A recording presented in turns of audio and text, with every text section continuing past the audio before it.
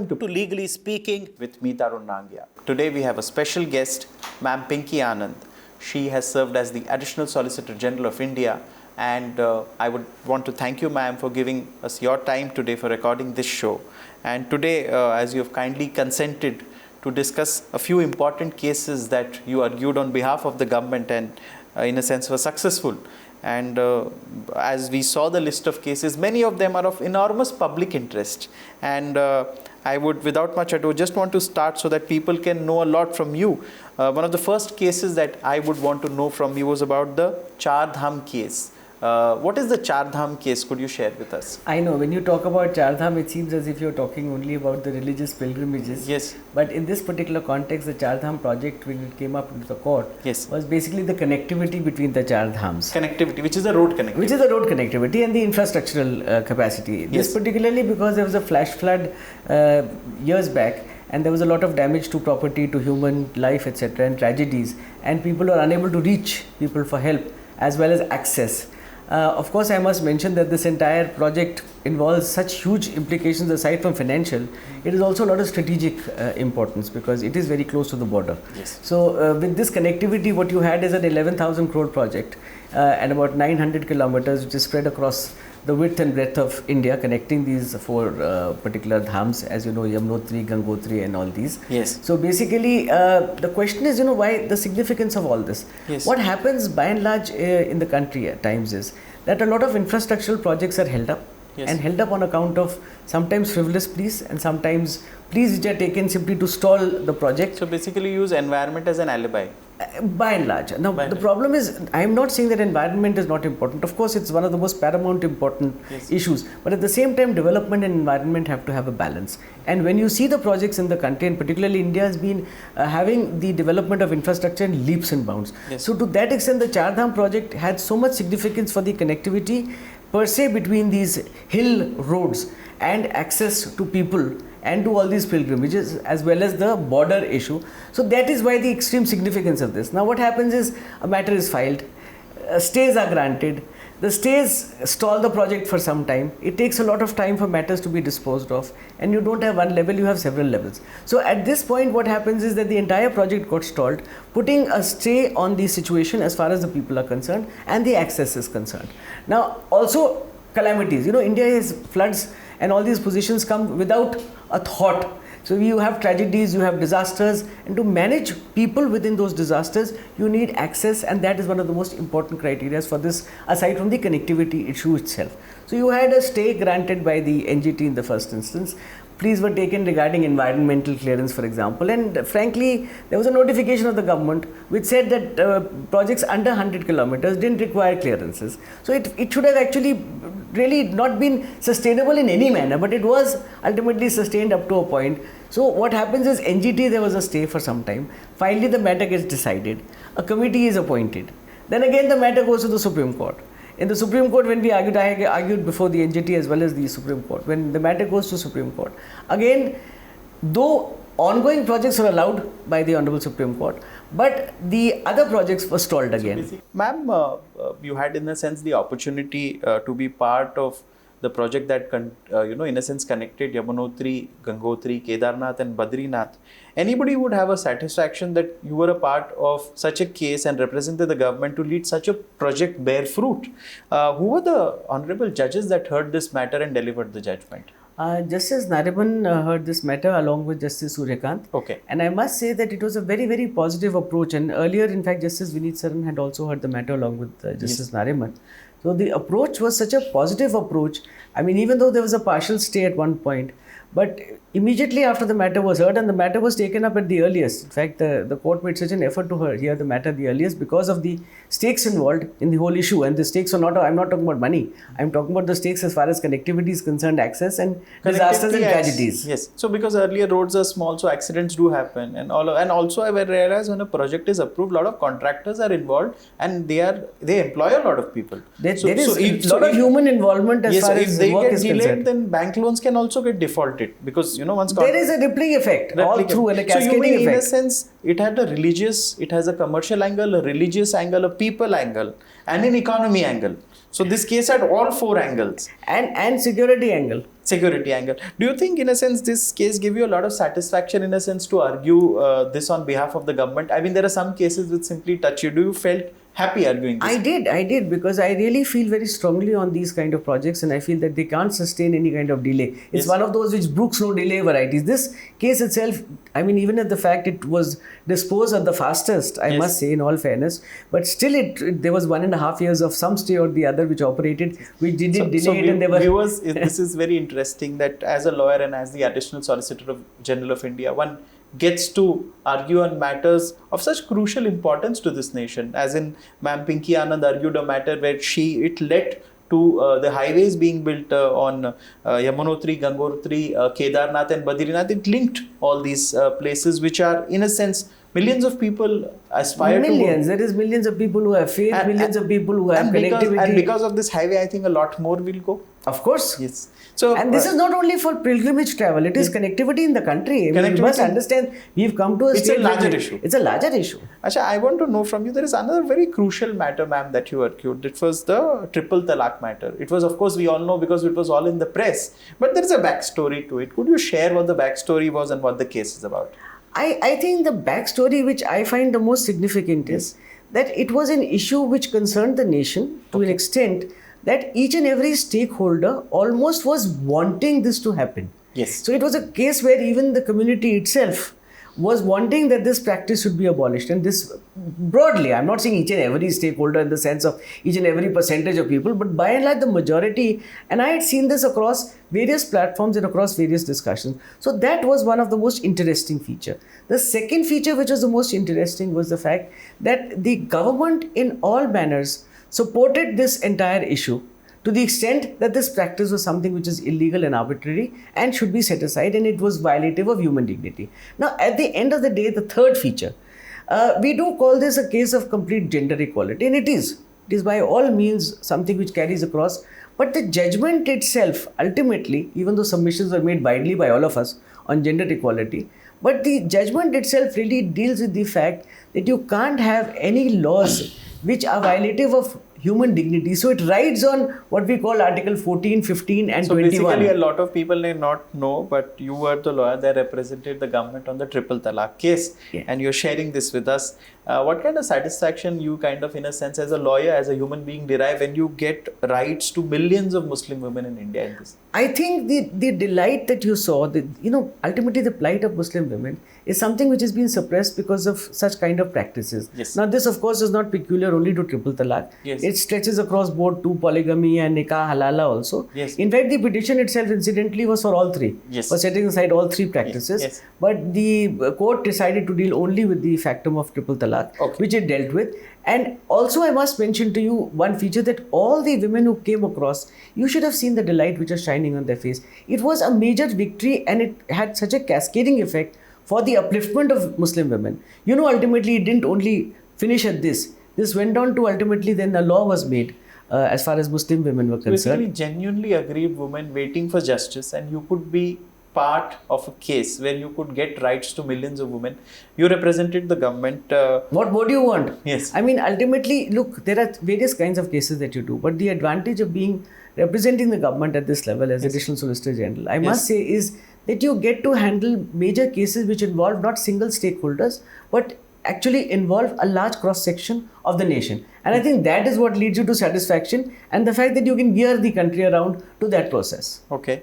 So because we heard that there was a lot of cheer in the country, celebrations, women came out on the roads and celebrated. All of that happened after this case? There was so much discussion on all this, as I said, even before and after. Yeah. And I'll share with you one more feature. Yes. One of the things that came out when this matter was being argued was the fact that some of the associations and the boards and the bodies which were dealing with this issue actually said that, in the Nikah Nama, there was a question of putting a ban on triple talaq or not utilizing it. Yes. It went to that extent. So when it came through literally almost as a consensus. There was a talk of, there was also some talk of whether there'd be a review against this judgment. After all, yes, it's not unknown of. Yes. But did effectively, so basically you mean to say that socially this was so important. Women were just wanting it, and when it happened, you simply were the medium through which it happened. You and the honorable judges who gave this. The judges, I mean, if you read the judgments and you saw the source and the basis on which this whole thing was passed. They said what is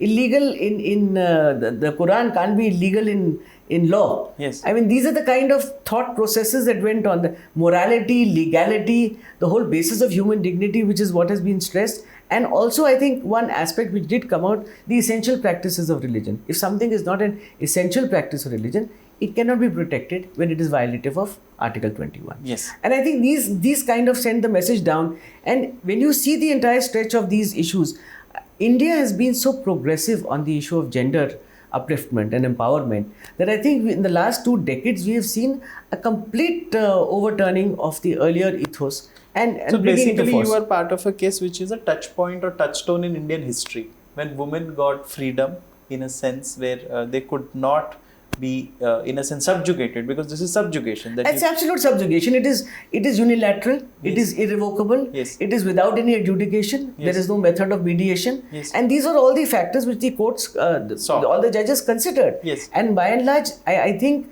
it was very interesting to see that each of the judges took a very strong viewpoint on the entire subject, whichever way the issue went. Yes.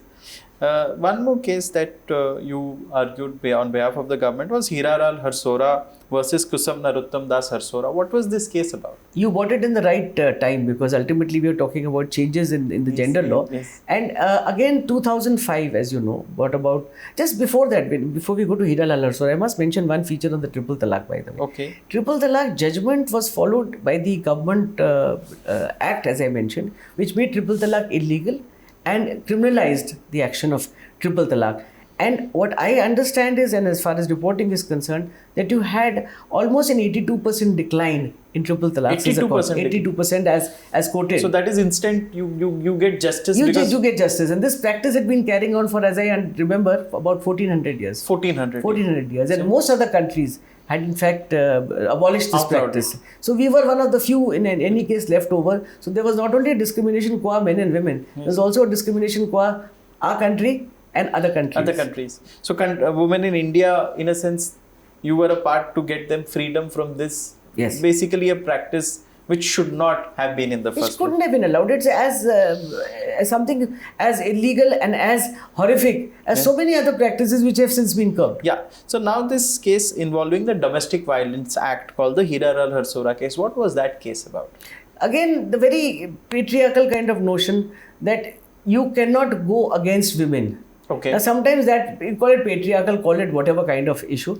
But broadly, the whole concept was Section 2Q of the Domestic Violence Act. And you know, Domestic Violence Act 2005 came as a forerunner for women's rights again, because you didn't have a civil law which gave women various issues and protection which were available. For example, injunction, right of residence in shared household, etc. Yes. But what the law was interpreted by most courts was the fact, based upon this definition given, that it can only be an adult male against whom an aggrieved person can file a petition. Okay. So therefore, relief could only be sought against a male. Now Yes. we know the way the Indian society and the social ethos works, that you can, when you have perpetuation of violence, aggravation, harassment, whatever of that kind of series it is perpetuated by not only the male member. direct male with the aid and abetment of other people, or by the male through somebody else, so whether it is the mother-in-law, whether it is a sister-in-law, whether it is any other female member of the family, unfortunately or otherwise, they do become part of the entire sequence. Yes. So the relief has to be given to the woman who is the aggrieved person seeking relief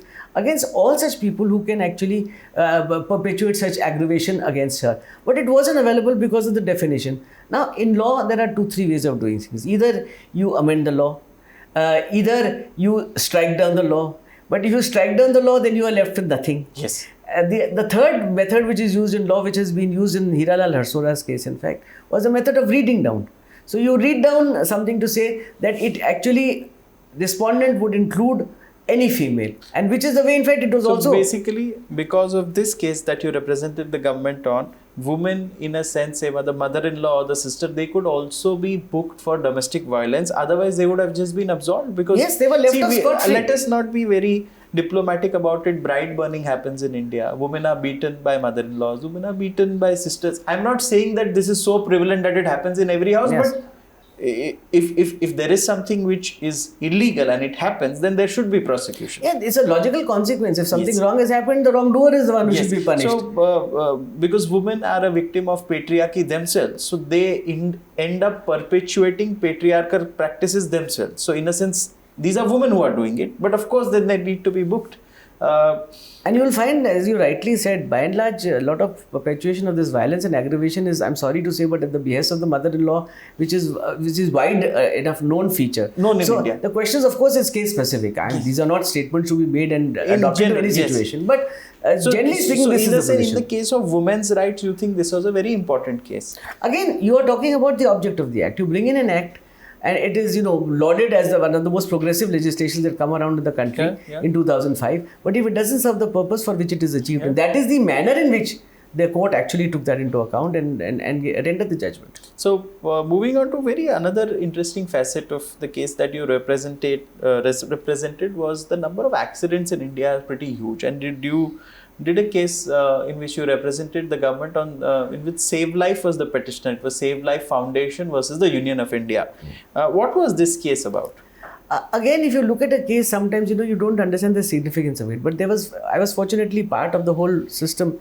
So you had a situation in India where you had almost like 10 lakh road accidents happening and people dying, and you have so many situations where people could have been saved. In fact, the reporting by and large is that almost 50% people could be saved if people came forward in time and rescued or came as bystanders and took them to either the hospital or the police or reported the issue. So basically, people were shying away from taking accident victims to hospitals. That was a simple issue. You're right. And absolutely simply put, it is this. But you're talking about saving the life of people, and fortunately or otherwise, same year also saw Nirbhaya's case.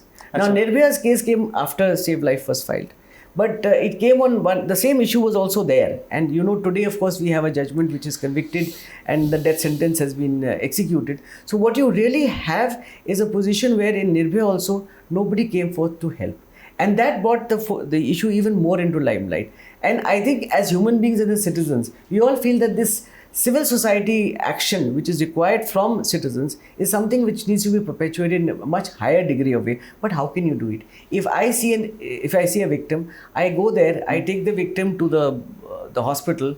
Firstly, the first person who might possibly be arrested is somebody like you. So that these are the problems that were always. So basically, everybody feels that if I help somebody, I'll be arrested. That's a hesitation. I'll be arrested, or at least I'll be harassed. Or victims are called in as a witness all of the time. Yes, I'll be called as the witness. Fear is lesser, I must tell you. The first fear is that I will actually get involved in the case as if I had done it, because that is the problem and the fear psychosis that goes along. The second factor is, of course, also there. Nobody wants to be a witness because you're going to be harassed.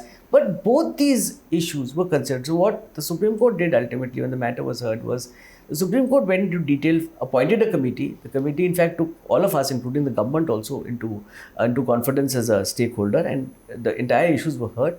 And ultimately, guidelines were laid down by the Supreme Court, and we were the ones who proposed them. The government itself brought forth the guidelines, and each of those guidelines went in 2-3 directions. So the first was that Good Samaritan, that is what the guidelines are called, the Good Samaritan guidelines. The Good Samaritan guidelines ensured that the Good Samaritan would not be victimized. So first series of guidelines that came was that when a Good Samaritan took a victim to the hospital, then the name, the identity, etc. was not compulsory. They would not be harassed, they would not be coerced, they could leave the victim and step away without any further ado. The second feature was that the governments were encouraged, the state governments were encouraged to set out some kind of awards for people who came forward to help people, so that it would encourage other people to do the same. The third feature was that these people would not be punished in any manner, and in fact, if they were harassed or coerced, there would be disciplinary or other action, and it was made incumbent upon this situation. So the broad tenor of the guidelines which came around, and ultimately, by the way, again, after these guidelines, subsequently in 2019, there was an amendment to the Motor Vehicles Act, where the Good Samaritan concept was brought into the Act itself. And this has ensured, in fact, that people will go for. Just to give you some small figures, I mean, even now, though not that many people are interested in still reporting, but it has gone up tremendously from 28% roughly to almost about 80% of people who are at least willing to help. So basically, that's brought change in people's mentality. They are willing to help accident victim or somebody is dying on the road, then take them to a hospital. Yes. Within that also there's a little divergence I must point out to you. You have only about 28% who are willing to take the victim to the hospital, 28% who are willing to report the case, and only about 12% who are willing to go to the police. Even now there is some hesitation. But do you think there is a far sea change from before? Absolute sea change. It's gone from almost 28% to about 80%. Now Yes. that is a very high figure. Yes. And again, I tell you what happens with law and guidelines is Yes. when you define some kind of relationship and put a stamp or seal of authority on that, then people tend to treat that with more gospel truth than otherwise. So then the whole message gets translated and it stretches across board. And of course, if I can say that Nirbhaya's case also and the entire furor that happened made people very alive to the situation. This is what you needed to protect yourself. So, going on to another very interesting issue that you represented the government out. Now, there is a lot of talk about, when somebody is pregnant, there is the issue of sonography, there is the issue of various tests, and there was a case called the Federation of Obstetrics and Gynecologists versus Union of India, where you represented the Union of India and the petitioner was, I think, the Federation of Obstetrics and Gynecologists. It's an association of the doctors. Doctors Association, basically. What was this matter about? Now, this is again something which we need to see from the perspective of social problems. Yes. Now, we have almost more than 1 crore of female infanticide Yes. or 1 feticide. crore. More than 1 crore over a period of almost 10 years. Yes. That has been reflected across the surface.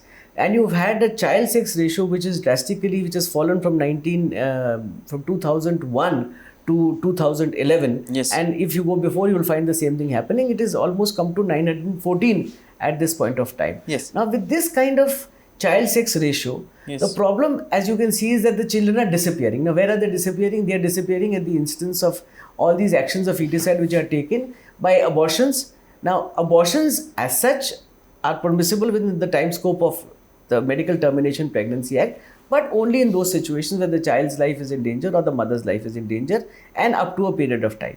But invariably in our country, because of social beliefs and otherwise, and of course we'll be grappling with that and continue to grapple with that, you have feticide happening of female children, and therefore there's a disappearance, and therefore you have a completely aberrant kind of child sex ratio. So the question under the Act, the Preconception Act and the Prenatal Act, as it is known, the whole basis was that you needed to have some kind of regulation in the entire process, and you needed to have oversight. Now, the oversight is only possible if records are there, if reporting is there, if, of course, even advertisements are banned for example, for ultrasound machines, etc. So they can't be misutilized. Now, misutilization can happen only in this issue. So what the Act had done was to criminalize non-maintenance of proper records. And in particular, this was dealing with Form F, which was supposed to be given by a woman when she came for purposes of any examination or of even of abortion subsequently, of course.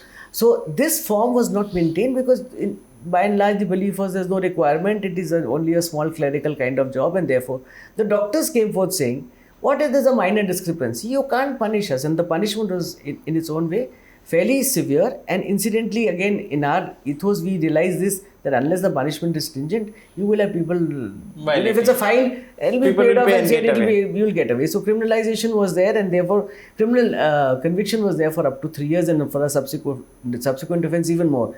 Even more important, what was possible was impounding of the ultrasound machine, the closing of the institution, because what was happening, these underground kind of clinics were coming up, and people are engaging in these exercises. So the association actually argued that criminalization or having a criminal conviction was something which was totally unfair and illegal and couldn't be done. It was contrary to the constitutional provisions, and therefore it should be abolished. This was argued at several lengths. Now, what had happened even prior to this case was there was another judgment of voluntary health, which was again a PIL which was filed for the implementation of the Act itself. Now, in that judgment, my Lord Justice Deepak Mishra had given that judgment. And in fact, there he held that the Act must be enforced in entirety and effectively. Now, with that backdrop, I find that all these cases which I have talked to you about principally deal with the object of the Act and look at the entire perspective with the lens of the purpose. Yeah. With that purpose in mind, the court finally, and Justice Mishra had Yes. rendered the judgment. Yes. And he finally held that this act being a progressive law and something which is to deal with the social evil, Yes. the only manner in which it could be prevented was by having an appropriate legislation in place, and there was no question, and there was also possibility of action being taken and effectiveness. So the entire dominant purpose of the law, which was a prevailing thing for that matter in Hiralal Harsora also, Yes. when you were dealing with that, it was dominant purpose of the act and the problem with which you had to deal.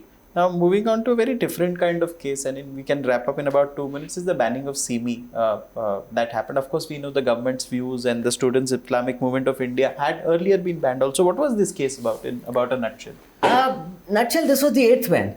Okay. Now, as you know, this SIMI has been carrying on its activities and its anti-national activities and threatening the security and integrity of the country, Yes. as well as various other outfits. Now, the law, as we've always had, and we've had by and large very stringent law with a clear message, Yes. that terrorists will not be allowed to invade the security and integrity of the country Yeah. and will go scot-free. Yes. So the entire basis of this entire action is to declare terrorist outfits as illegal and to ban them so that they cannot perpetuate their activities. These are Hydra-headed issues. Yes. If you stop them at one place, they go to another. You had 58 cases which are reported for the current ban, the 8th ban as we were talking. You had about 58 cases reported through the country.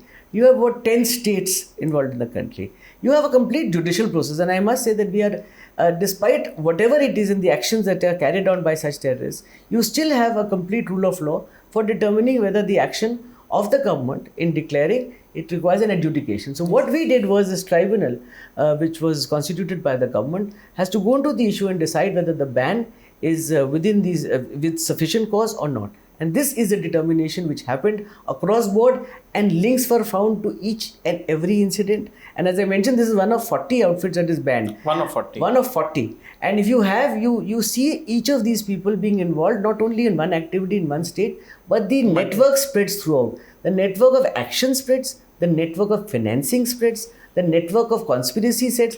And what is the worst possible feature, I think, is that each of these organizations, and in particular SIMI we are talking about, acts as a feeder cater to other organizations. Right. So you had at every stage the emergence of other organizations' name, which showed that SIMI was feeding its cadres to the others. And this is, I think, something which needs to be clearly stopped with the law as it stands.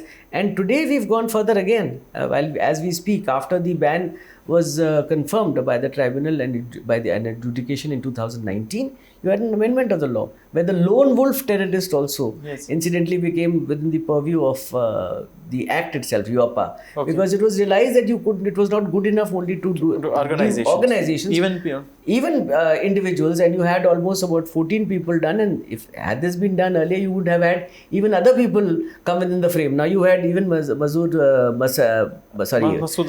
Azhar, in fact, been declared by the UN as a terrorist, and this is every country has even withdrawn its objections. So you really find that these bans reflect 2-3 issues. Yeah. One, the action which is unsustainable at any cost because it costs the country its integrity Yes. and security. Two, that these organizations have links to each other and to links to organizations outside. And three, that you have to stop at all levels. So you have to stop the outfit, you have to stop the lone wolf terrorist. Very interesting. Thank you so much for sharing these 5 cases with us, and also some offshoot cases. It was indeed a good experience to know what all goes behind and how it has helped millions of people on the cases that you represented the government on. Thank you so much for sharing your time with us. Next week, we'll be back with one more such episode. Thank you. Thanks.